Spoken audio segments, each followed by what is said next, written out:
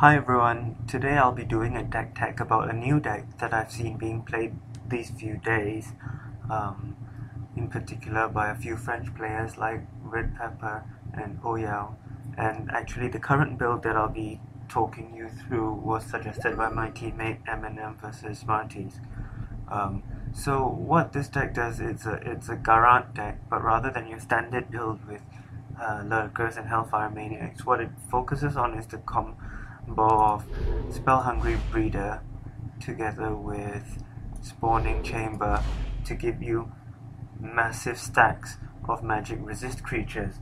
Now, why this is so good in the current meta is because of the dominance of Stronghold, which deals damage largely through Insect Swarm or with Sacrificial Altar up to 7 damage, which obviously isn't enough to kill your 4-4-12 stack, or if that can get out of control really quickly. And also because of that, all the Stronghold running around, there aren't many decks packing Soul Reavers and Thralls, which are particularly useful at dealing with large creatures like this. So what you've got is you've got some early creatures to get some board presence, Succubus and Hatching Breeder. Hatching Breeder doubles as a backup plan as well, because if you get some 101 tokens, you can also stack them on your spawning chambers. You've got some Swelling Breeders for your magic channel, as well as being a good defensive creature. Maniac Taskmaster is just all around good creature. And a Moon Phoenix, because well, everyone needs a Moon Phoenix if you're going to be playing a deck that runs through a lot of cards quickly. So in case you do run into Enthralls, or you do have a couple of broken bridges to get your creatures back, as well as to stop early power lanes by some aggressive decks. You've got 4 campfires and 3 golden horseshoes to really get through your deck and draw your cards as quickly as possible. As you can see, most of your creatures are very cheap, which helps you with your golden horseshoe early. If you play Cat or Hakim or something, you probably only want 1 or maybe 2 golden horseshoes, because you won't have many resources most of the time to make good use of it. There's also 1 revised tactics here for a similar reason, just to filter through your deck as fast as possible. There's a Garant's Purge, which really helps against all sorts of decks, in particular something like Masfar, as well as Singleton Moors of Chaos. I'm guessing that this is to get your opponent's Garant's Purge usually, because if they purge your Spellhungry Breeders, it takes away quite a lot from your deck. You've got 4 Arcas Wrath, which is really good at clearing the board against an earlier offensive, because your creatures aren't really very strong, so you're going to often find yourself on the back foot in the middle of the game, and you might have to use one of these to clear up. And because of how quick your Spellhungry Breeders are growing, the Arcas Wrath actually doesn't kill it, so what happens is that you can often use it to push through the final points of damage as well in the endgame, along with something like Time Jump or one-off collateral damage that I'm trying out as well. In terms of events, we've got 4 Week of the Dead for your bloaters, as well as sometimes you can use it in your Hatching Breeder if you really want to get the token onto a spawning chamber, as well as 4 Days of the Sanctuary to protect your Spellhungry Breeders once you get the combo on the road. Alright, so let's see how this deck plays. Here I'm against a Cat player.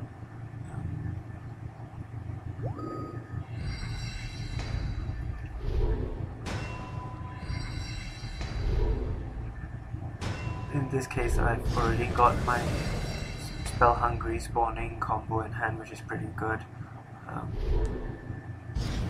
The first few turns of the game are pretty standard at this point. Your opponent probably doesn't even know that you're not playing a regular further. Since I'm able to get a spawning chamber next turn, I just start with a Spellhungry Breeder right off the bat.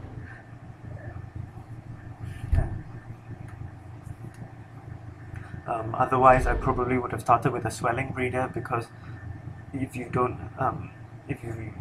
want to make your spell-hungry breeders too vulnerable in the beginning of the game, because you only have 3 of them.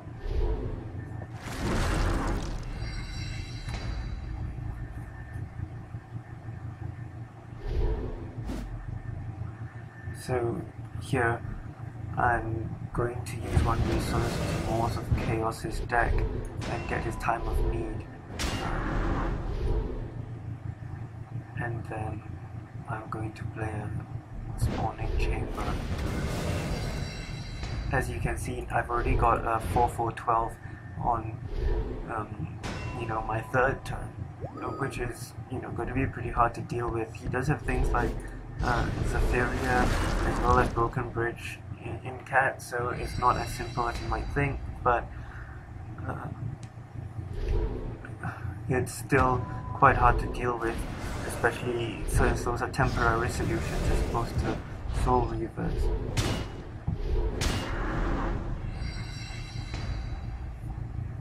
I mean, there I could have pushed through 4 damage with a Town Portal on the Storm Rage Hunter instead, but I thought it was better to conserve my own HP, since Blood Snake Shaman can get out of control really quickly, and Cat is a much more aggressive deck than this Garant.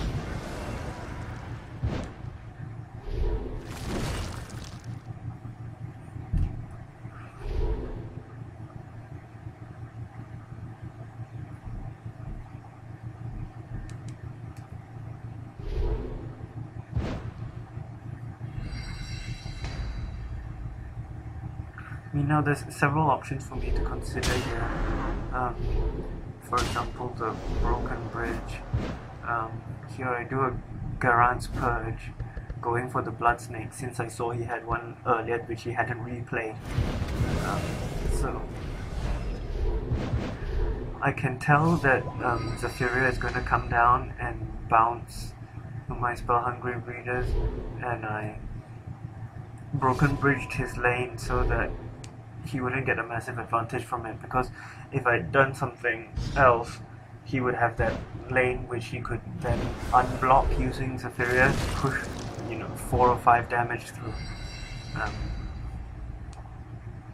Whereas here, I now get to replay my Spellhungry Breeder on the top lane, drop a Maniac Taskmaster for the discard, and I'm kind of in a good position again because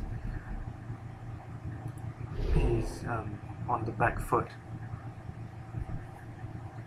He does get a Broken Bridge though.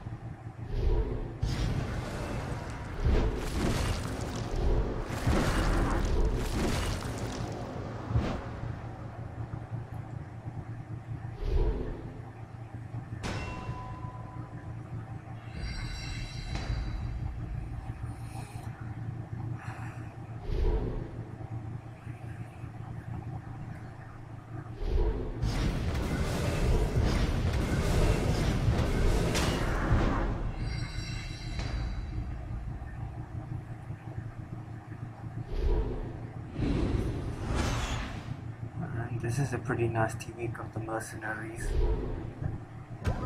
He bounces my stack of breeders while taking out most of my board. It's a good thing I'm still quite high on health compared to him.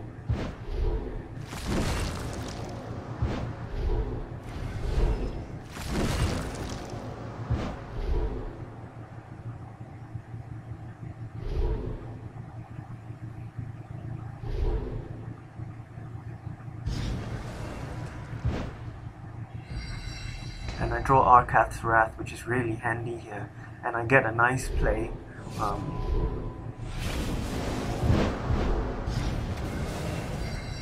Where I can clear the board and move my Spellhungry Breeder there. Now, in that situation, if I didn't have had the Spellhungry Breeder in hand, what I could have done was move the Hatching Breeder up to the top lane before casting Arcath's Wrath, so that the token spawn would grow. And that's a neat trick that you can look out for in some situations.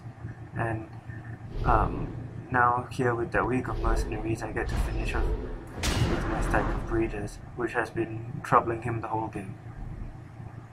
And so that's a basic idea of how you want to play with this deck.